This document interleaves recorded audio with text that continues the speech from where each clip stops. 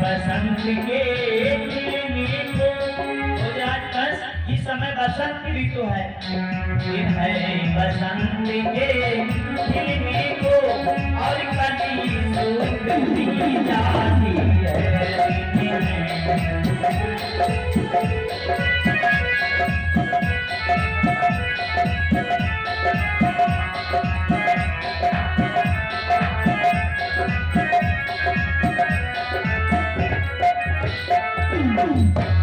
नारद बाबा कहने लगे, भोजराज कंस, हम देख रहे हैं कि तुम्हारी ऐसी दशा। अरे इस समय तो बसंत ऋतु है, पेड़ों में कलियां भी उगा आई हैं और तुम्हारा ऐसा मुंह लटका जो बिल्कुल देखने लायक है। क्या हुआ महाराज? अगर राजा ही कमजोर पड़ जाएगा तो फिर प्रजा का क्या होगा? भोजराज कंस, तुम तो जानते हो, घर का जो मालिक होता है ना, उसी के ऊपर सारी ड्यूटी होती परिवार की। अगर पिता बीमार पड़ जाए तो उसके भरोसे बच्चे भी होते हैं, उसके ही भरोसे बेचारी पत्नी भी होती है। और अगर पिता कमजोर पड़ जाए तो बच्चों का क्या होगा, पत्नी का क्या होगा? ऐसे ही देश के राजा का कर्तव्य होता, अगर राजा कमजोर पड़ जाए तो फिर जो प्रजा बैठी हुई है उसके सहारे वो क्या करेगी? इसलिए हे महाराज, इस प्रकार से आपको उदास बैठे हो, ये अच्छा नहीं लगता। बताओ तो क्या हुआ है? कंस ने सुना तो कहने लगा, बाबा हम क्या बताएं अपनी। कि कंस बोला, क्या कहूं अपनी प्रथा कराल, दिल ही को मालूम है अपने दिल का हाल। महाराज, जो हम पर गुजर रही है हम ही जानते हैं, क्योंकि बताया गया है किसी के साथ में, देखिए, अपना दुख किसी से बताना नहीं चाहिए। हाँ, अपना जो दुख होता है किसी से बताना नहीं चाहिए। ऐसा क्यों मैंने कहा? लिखा है, सुन इठलई है लोग वा बांट न ले है कोई। जब किसी को दुख बताओगे तो पहले तो कहे हाँ भैया, वही भैया, सब भगवान ठीक कहे, वही भैया ठीक है। और बाद में जब चले जाओगे ना वहां से हट करके, तो जानते हो क्या बोल देते लोग? जैसे कभी तैसे भर लोग बोल देते। पर कुछ लोग ऐसे होते हैं जिनसे दुख बता देना चाहिए। पहला तो है अपना गुरु, और दूसरा होता है परमात्मा के सामने भी रोना चाहिए, अपने बड़ों से बता देना चाहिए। तो कहा बताइए तो क्या हुआ है? तो कंस कहने लगा, महाराज कि आप तो जानते ही होंगे गोकुल में नंद कहाता था। आप तो जानते ही होंगे गोकुल में नंद कहाता था।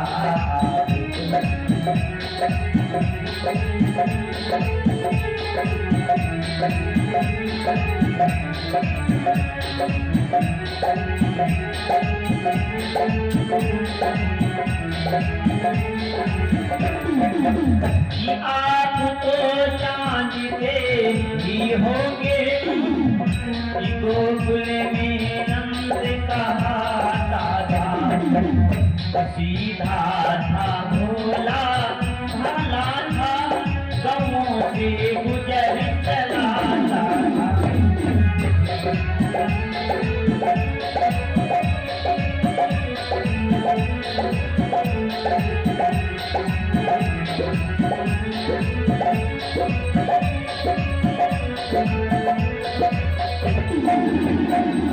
महाराज, आपको पता है कि गोकुल गांव में एक नंद नाम का ग्वाला रहता है।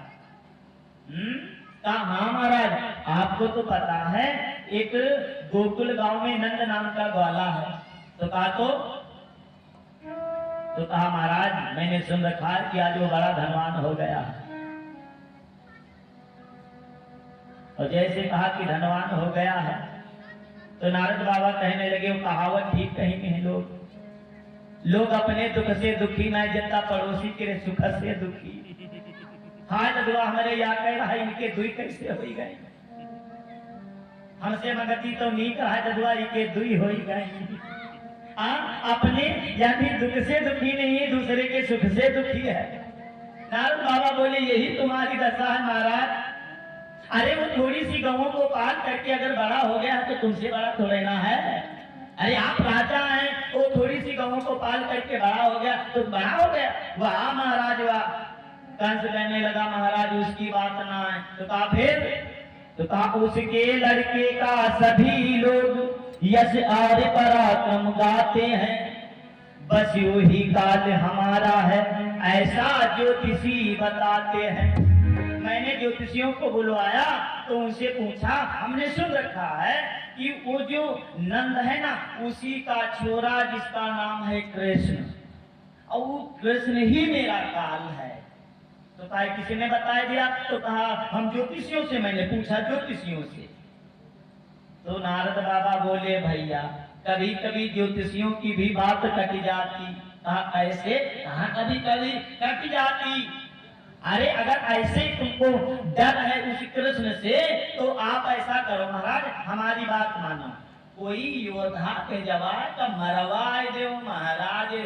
मोटे मोटे सब योद्धा माला खाली जाप करते भेज दो, मरवाए दो महाराज। कंस कहला का महाराज वह करके देख ले हैं।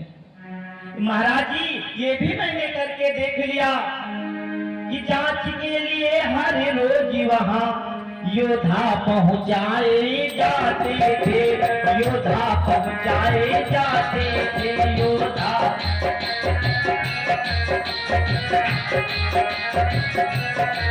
जांच के लिए हर रोज वहां योद्धा पहुंचाए जाते थे, योद्धा पहुंचाए जाते थे। अब सोच न कर उस जंगल से ये भी नवा बातें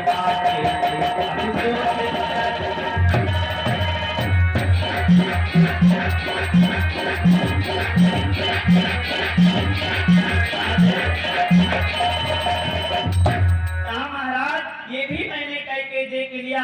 हर दिन मैंने कोई ना कोई योद्धा भेजा।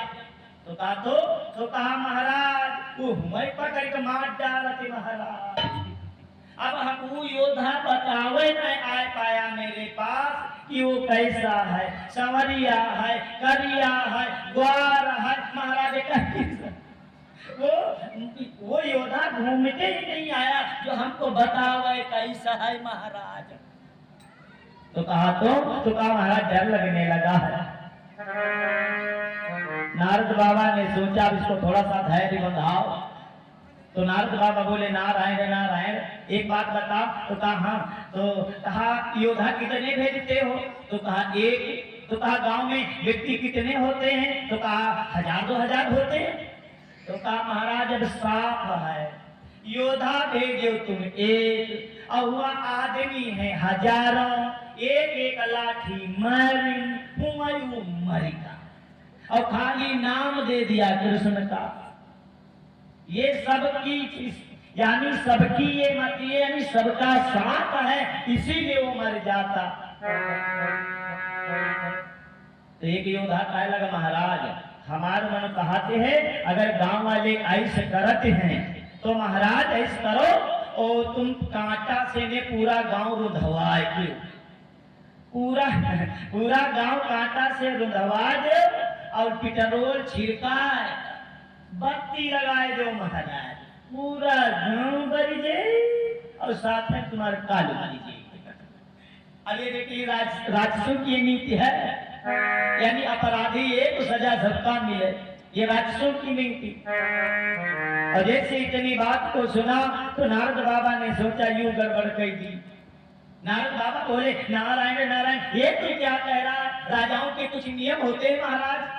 अगर राजा खाम खा प्रजा को कष्ट देगा तो लोग फिर क्या कहेंगे, क्योंकि राजा जो है प्रजा पर ही निर्भर करता है। प्रजा जो है राजा को राजा भी बनाती है और प्रजा ही राजा को हटाते। तो कहा अरे महाराज इसकी बातों में मत आओ, महाराज ऐसा कोई काम करो जो आप फंसे ना और दूसरे का फांस दो। तो कहा भैया ऐसी कोई उपाय बाबा है क्या? कहाँ है महाराज, ऐसी उपाय बताने जाए रहे जो लाठी ना टूटी सांपों मरी जाए। अरे कहा महाराज तब तो बड़ी अच्छी बात है, ऐसी उपाय बताएं। तो कहा सुनो महाराज, अपने यहाँ पर तुम एक कल शिव जी का पूजन करो, कल शिव जी का पूजन करो, बहुत अच्छा समय आ गया शिवरात्रि का। तो उस दिन शिव जी का पूजन करो और शिव जी को कमल के पुष्प बड़े प्यारे होते हैं। हाँ, क्योंकि कमल के जो फूल होते हैं ना, ये ब्रह्मा की सृष्टि में नहीं आते। ब्रह्मा जी ने इस फूल को नहीं बनाया, सबको सारे संसार की रचना ब्रह्मा जी ने की, पर कमल के फूल की रचना नहीं की। बस यही है, कमल के फूल की रचना ब्रह्मा जी ने नहीं की। और ये ब्रह्मा जी को बहुत प्यारे हैं कमल के फूल। तो कहा देखिए ये जो कमल के फूल है ना, भगवान शिव को आप अर्पण करें, हर इच्छा पूर्ण होगी। तो कहा महाराज जी तो क्या करें? कहा ऐसा करो, तुम अपने यहाँ पर एक कागज कलम उठाओ और कागज कलम उठाए के पत्र लिखो। हम बताइए तुम लिखो महाराज। तो कंस ने उठाया कागज कलम लिखने लगा। आप बोले महाराज, कहा लिख दीजिए कि कल अपने यहाँ पर मैं शिव जी का पूजन कर रहा हूँ, उसमें हमें 1000 कमल के पुष्प चाहिए, और अगर सुबह तक कमल के पुष्प नहीं आए तो आपको नंद, आपको और आपके पूरे परिवार को, कन्हैया का, बलराम का, जितने घर बने सबका जेल में डाल दिया। अगर सुबह तक नहीं आए फूल तो उसने तुरंत बढ़िया सा दस्तखत कर दिया और भेज दिया। नारद की कंसेश ने लियो शिक्षा मान, दयानंद के नाम पर तुरंत वहां फरमान। और जैसे पत्र पहुंचा नंद बाबा के पास, पढ़ते ही फरमान को कांपे यशोदानंद, पढ़ते ही फरमान को कांपे यशोदानंद। देखी मोती दोनों तरफ हुई बोलती बंद, हुई बोलती बंद।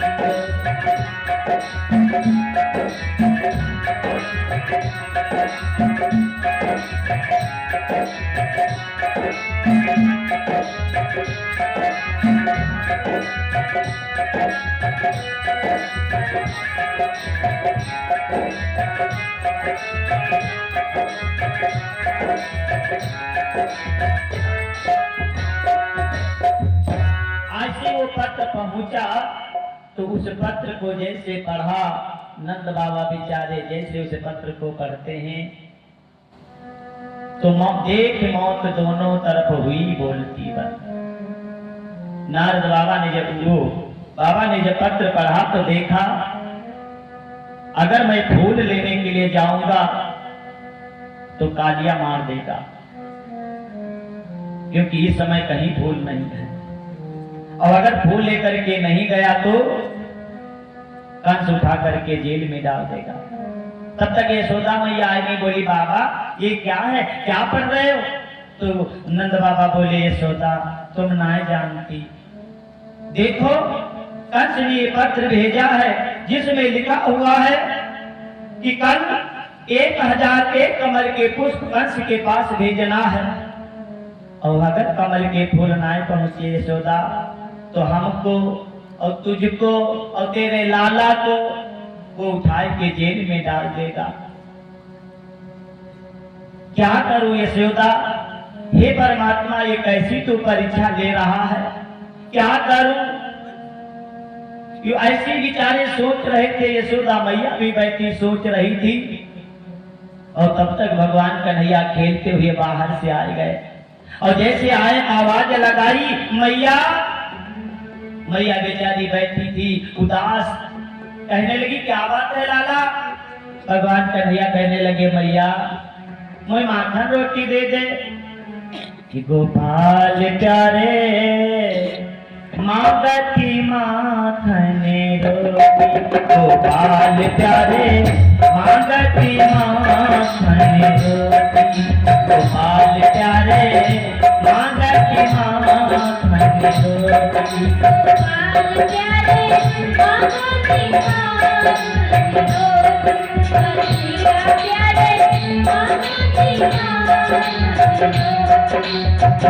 मांगती माखन रोटी, ओ मांगती माखन रोटी, गोपाल प्यारे मांगती माखन रोटी, कन्हैया प्यारे मांगती माखन रोटी, कन्हैया प्यारे मांगती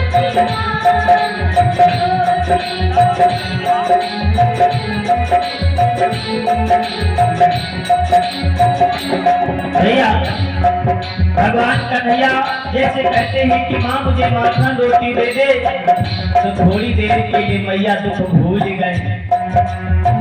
मैया गोद में बिठाती अपने लाला को, कहती है लाला अपने गोपाल को रोटी बनाए दो, कि अपने गोपाल को ही रोटी बनाए दो, अपने गोपाल को रोटी बनाए दो, अपने गोपाल को रोटी बनाए दो, रोटी बनाए दो लाला को, चपाती बनाए दो, रोटी बनाए दो, चपाती बनाए दो, रोटी बनाए दो, चपाती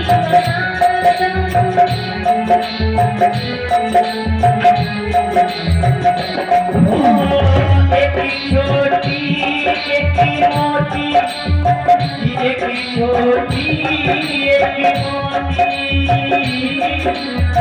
कभी कभी मैया जो होती थी, जब मैं बचपन में था तो मैया से बोलता, जैसे गांव में रोटियां सेकी जाती ना, तो मैया से बोलते कि अम्मा हमका चिरैया बनाए दो, तो आटा की बढ़िया सा गोली गोली करके चिरैया बनाए के आटा पर सेक दिए, वो सेकती भी ना उसके हाथ आए पर सेक करके, और सेक करके लकड़ी में लगाए देती किल्ला में। अब दिखावट गो में देखो अम्मा चिरैया बनन चिरैया खाऊंगा बच्चों बड़ा आनंद आता।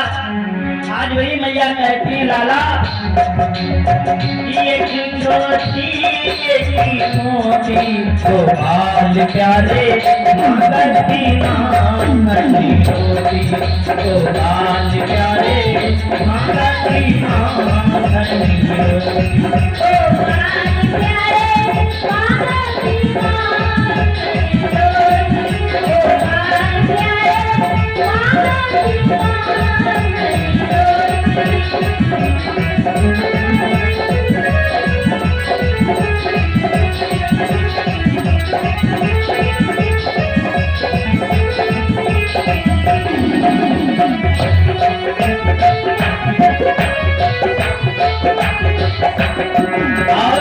मैया कहती है लाला मैं अपने गोपाल को ब्याह कराए दो, अपने गोपाल का ये ब्याह कराए दो, अपने गोपाल का ब्याह कराए दो, की परेशानी की बेटी, की परेशानी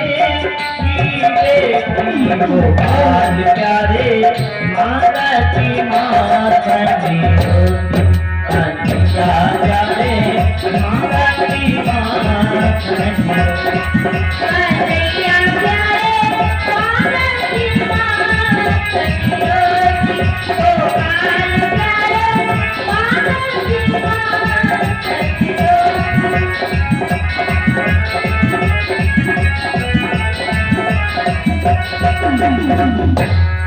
भगवान कन्हैया कहने लगे मैया मुझे माखन रोटी दे दे।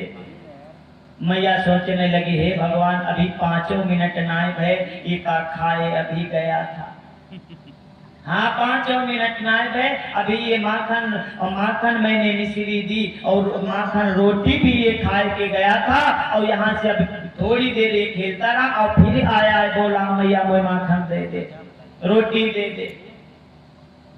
और कल को अगर कंस ने हमको उठा के जेल में डाल दिया, क्योंकि मौत के मुंह में जान के तो कोई नहीं जाता। अगर बाबा फूल लेने के लिए जाएंगे तो कालिया वहां मार देगा, और अगर फूल लेने नहीं गए तो कंस उठा के कल जेल में जरूर डाल देगा। मैं भी डाली जाऊंगी, बाबा भी अलग बंधे होंगे और ये लाला भी वहीं पर होगा। पर मैया रोने इस बात पर लगी कि हे महाराज, हे भगवान, ये तो अभी खा के गया था, फिर भोजन मांग रहा, और वहां जेल में तो समय से भोजन मिलता है। अब अपने लाला को का खिलाऊंगी, का पिलाऊंगी, यही सोच कर बेचारी रोने लगी। और रोते रोते मैया कहने लगी लाला कि मैया बोली खा ले बेटा, ओ मैया बोली खा ले बेटा, अंतिम दिन नाथन मिश्री तो मैया बोली खा ले बेटा।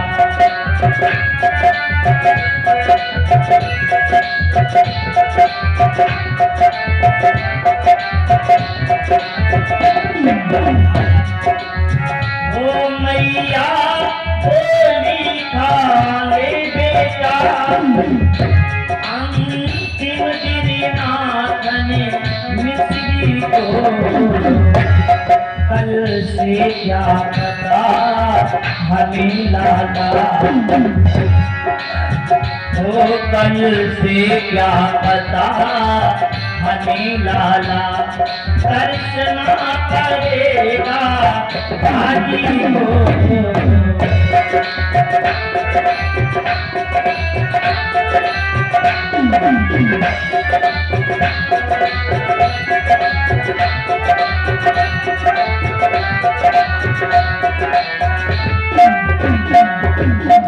भैया कहने लगी लाला, ए भैया तू आज माखन रोटी जितना चाहे वो खा ले, और कल से पता नहीं तो सब्जी मिले कि ना मिले। और जैसे कहा सब्जी मिले कि ना मिले, बेचारी मैया की आंखों में आंसू।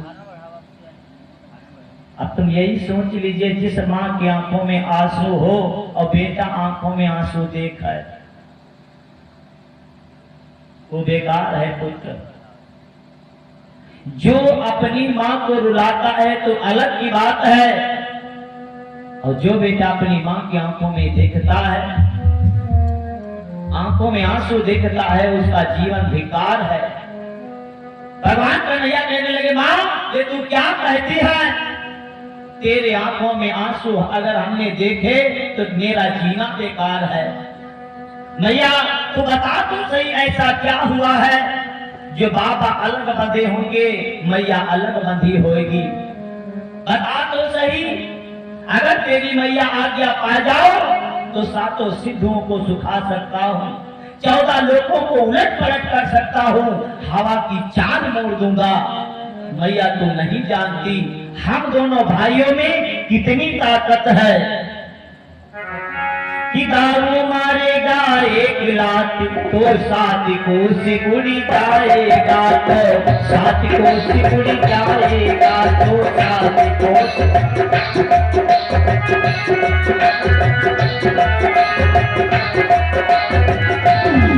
दारू मारेगा एक लात तो 7 को सिकुड़ी जाएगा, तो 7 को सिकुड़ी जाएगा।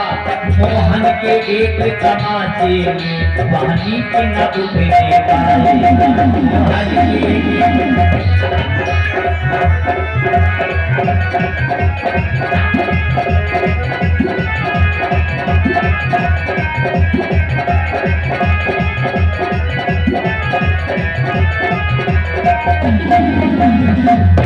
मैया अगर मेरे बड़े भैया बलराम की लात पड़ गई उस दुष्ट के तो 7 उस पर दिखाई देगा, और मैया तेरे लाला का तो केवल एक तमाचे काफी है। बता तो आखिर क्या हुआ है? अगर कोई माँ को अंगुली दिखाएगा तो उसके हाथ को उखाड़ लूंगा, और अगर जो आंखें दिखाएगा तो मैं उन आंखों को निकाल लूंगा। बता तो सही। अब कन्हैया जी मारे पदगिछिया तक तड़क नहीं हाथ जोड़ते थे, अब वो तड़का जी के बोले माँ बता तो। और जैसे भगवान कन्हैया बोले कि 7 सिंधु 14 लोक, अब छोटे से कन्हैया ये सातों सिंधु, अब सातों सिंधु कोई छोटे छोटे लड़का जानता ही ना, 14 लोग, हम तुम सब लोग 3 लोग जानते, 14 लोग हैं, 7 नीचे 7 ऊपर। भगवान कन्हैया जब ये सब कहने लगे तो मैया बोली लाला हिया हिया, गुरु की बप्पा हिया। तो कहा बोली कहा मैया, तो कहा इतनी बड़ी बड़ी बातें तुमने पेटे से सीख ली, बड़ी बड़ी बातें करता, जितना तू कहता है उतना कर भी पाएगा।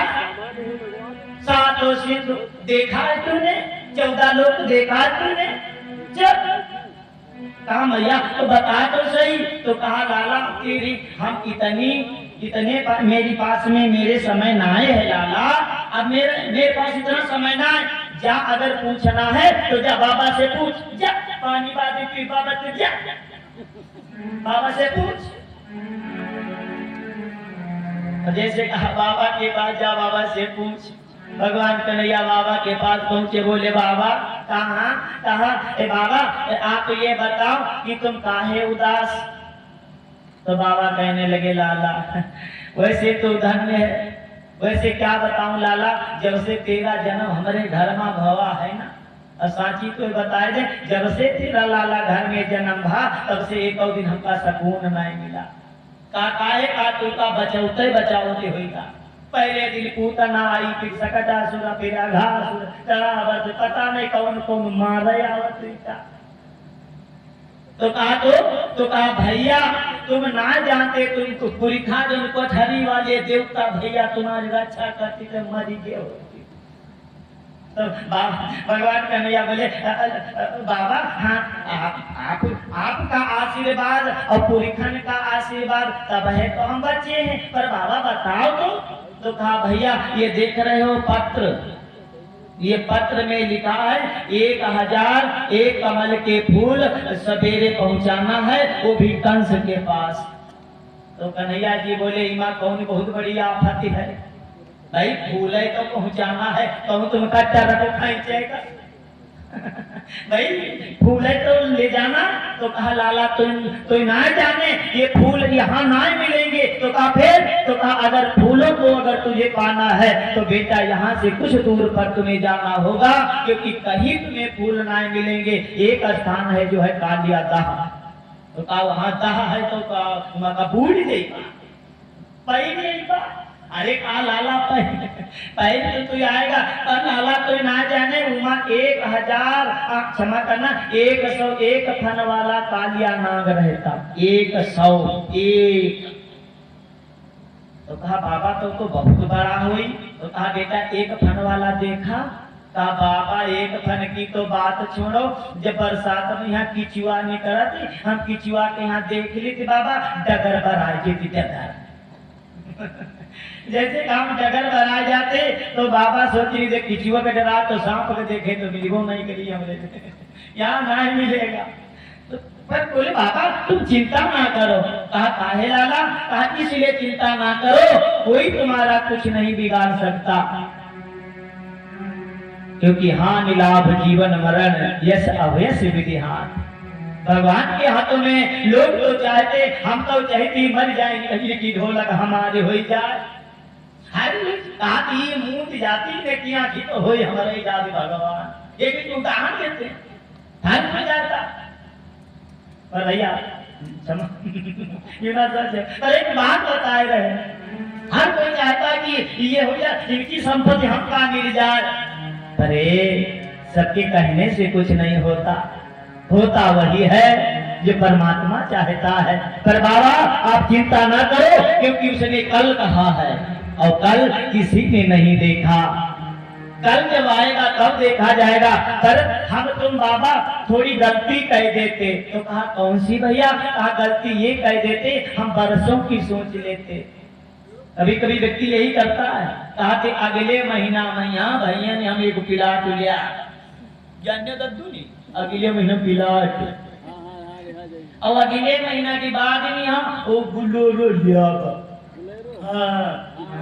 अब हम सोचे बैठे, अम्मा सोचे बैठन 1 साल पहले, और फिर पता नहीं कि कुछ पल की जिंदगानी कि एक रोज सबको जाना, बरसों की तू क्या सोचे पल का नहीं ठिकाना, बरसों की तू क्या सोचे पल का नहीं ठिकाना, कुछ पल की जिंदगानी एक रोज सबको जाना, बरसों की तू क्या सोचे पल का नहीं ठिकाना, बरसों की तू क्या सोचे पल का नहीं ठिकाना, बरसों की क्या तू सोचे पल का नहीं ठिकाना, बरसों की क्या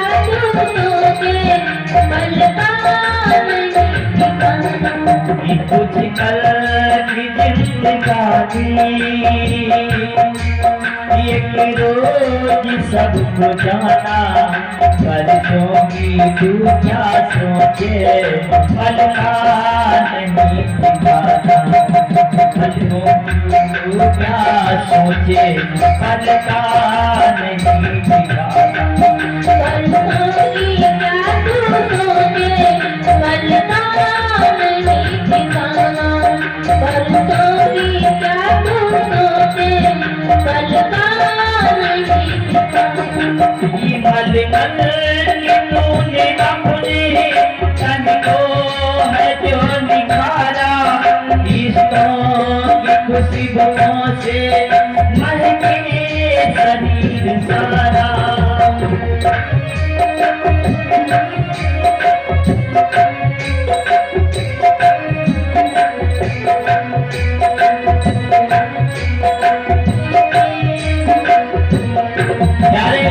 शरीर के ऊपर हम कितना अभिमान करते हैं, प्रतिदिन क्या नहीं करते, सवेरे फोन हाथ पिया से साबुन या तालाब मुंह धोई रबड़ी लगाते सेंट छिड़कते मल के तूने अपने तन को है जो निखारा,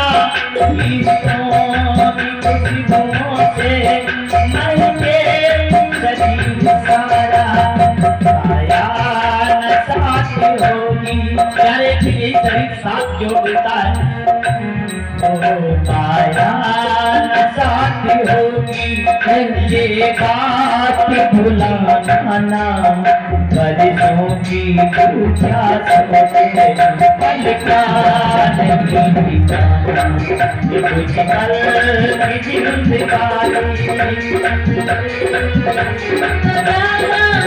बरसों की क्या तू सोचे पल का नहीं ठिकाना, बरसों की क्या तू सोचे पल का नहीं ठिकाना,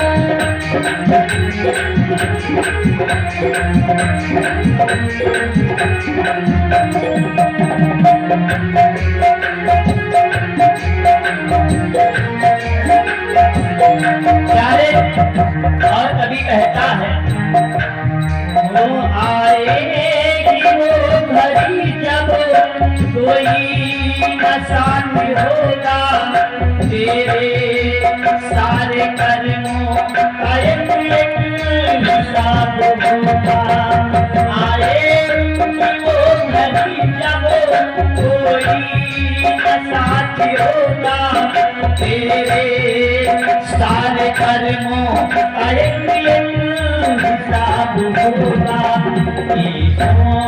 मिले अभी तू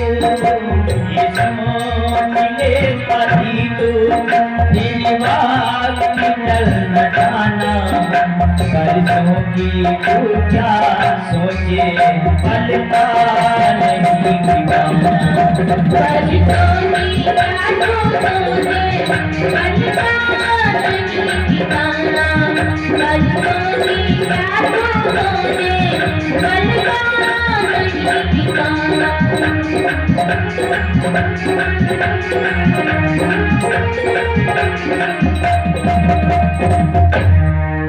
बाबा बरसों की छोड़ दीजिए। तो कहा आज गुजरा करो, कल चक्कर ना पड़ो। तो कहा बेटा तो क्या करें? अरे कहा देखिए, जब कोई बात समझ में ना आवे, जब कोई बात समझ में ना आवे तो भगवान के भरोसे छोड़ दो। पर आदमी जानते हो अम्मा क्या करते बताएगी, जब कोई मुसीबत पड़ती, जैसे हमका 50,000 की जरूरत है, तो अम्मा के खुला अम्मा 50,000 दे देती हूँ और हमारी भैंस बीमार है, एक बात बताए। तो अब माता जी कहने लगी भैया वैसे दी का करी भैया, अब आवा है का करी भैया ने बिल वाला आवा है चुकाए भैया ने कहा बताइए। अब पहले माँ थी, फिर मौसी थी, फिर मामा थी, सबके फिर कौन लगाए देते, जब हार जाते तब अंत में जानते हो क्या कहते, अब भगवान तुम्हें जाने। जब कोई का सहारा ना है तो भगवान का, अगर पहले से हम भगवान का सहारा ले ले तो दाता एक राम भिखारी सारी दुनिया। जो लक्ष्मीपति स्वयं है और मांगते हैं दूसरों से, जो लक्ष्मीपति है उनसे मांगे तो क्या वो नहीं देंगे? तो कहा बाबा तुम चिंता ना करो, उन्हीं के हवाले हो जाओ, सब ठीक हो जाएगा, तेरा राम जी करेंगे बेड़ा पार का, उदासी मन काहे को करे। इतना बाबा को सांत्वना दिया और सांत्वना देकर भगवान कन्हैया निकल पड़े, जाए के बंसी बजाए दी। और जैसे बंसी बजाई तो मन सुखा, धन सुखा, चदनी लाला शंकर सन मदन सब आ गए। अब बोले कन्हैया कहा काहे तूने बंसी बजाई? तो कन्हैया जी बोले लाला हमने बंसी इसीलिए बजाई कि हमारे प्याट में यहाँ कब्ज बना है। तो कहा कब्ज? तो इनो पी ले होती हूँ। तो कहा लाला इनो से काम ना चली। कहा काहे? तो कहा इसलिए ना चली क्योंकि चलो कोई खेल खेलें। हाँ खेल खेलेंगे सही हो जाएंगे। तो कहा कौन सा खेल खेलोगे? तो कहा चलो कबड्डी हो जाए। तो कहा कबड्डी ना है। तो कहा फिर? तो कहा चलो खो खो। तो कहा खो खो ना खेलेंगे। तब तक दामा खड़ा था, छोटा था दामा। वो बोला कि लाला हम बताएं? तो कहा तुम बता। तो कहा देखो हमारे साथ में कितनी बढ़िया गेंद, ये गेंद आज कल ये खेल रहे बच्चे, बहुत बड़ी बात ना है, भगवान कन्हैया ने भी खेली। दामा कहने लगा कन्हैया मेरे हाथ में देखो कितनी सुंदर गेंद है। जैसे कहा कि ये सुंदर गेंद है तो कन्हैया जी बोले लाला ये इतनी अच्छी गेंद बनाई किसने? तो दामा कहने लगा कन्हैया कि मेरी मैया ने गेंद बनाई दई है, चलो खेल आई। मेरी मैया ने गेंद बनाई दई है, चलो खेल आई। मेरी मैया ने गेंद बनाई दई है, चलो खेल आई। मेरी मैया ने गेंद बनाई दई है, चलो खेल आई। आई मेरी जननी ने गेंद बनाई दई है, चलो खेल आई। मेरी अम्मा गेंद बनाई दई है, चलो खेल आई। मेरी जननी ने गेंद बनाई दई है, चलो खेल आई। लाला काहे की तेरी गेंद बनाए दई, काहे की तेरी गेंद बनाए दई, काहे को बल्ला बनाए दई है, चलो खेल आई आए। काहे को बल्ला बनाई दई है, चलो खेल आई। काहे को बल्ला बनाई दई है, चलो खेल आई। लाला रेशम की पट्टी गेंद बनाए दई, रेशम की पट्टी गेंद बनाए दई, चंदन को बल्ला बनाए दई है, चलो खेल आई आए। चंदन को बल्ला बनाए दई है, चलो खेल आई। चंदन को बल्ला बनाई दई है, चलो खेल आई। मेरी मैया ने गेंद बनाई दई है, चलो खेल आई।